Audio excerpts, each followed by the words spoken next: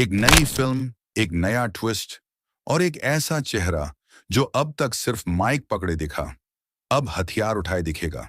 बली film का first look release हो चुका है और सबसे बड़ी चर्चा का विषय है छत्तीसगढ़ के जाने माने सिंगर अनुराग शर्मा, जो छालीवुड में डेब्यू कर अब बन रहे हैं डेडली विलन।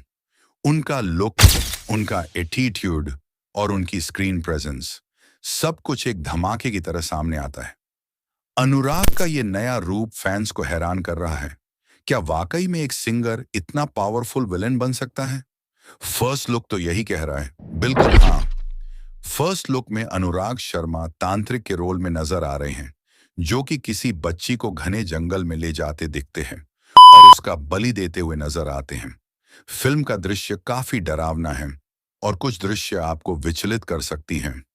फिल्म के लेखक निर्देशक हैं युवा डायरेक्टर गंगा सागर पंडा, जो कि छत्तीसगढ़ में पहली बार किसी फिल्म में ऐसा सीजीआई और वीएफएक्स देखने को मिल रहा है। अनुराग शर्मा खरनाक विलेन के रूप में नजर आ रहे हैं। फर्स्ट लुक में बहुत कुछ नहीं बताया गया, लेकिन जो दिखा वो काफी है एक्साइटमेंट बढ़ाने के लिए।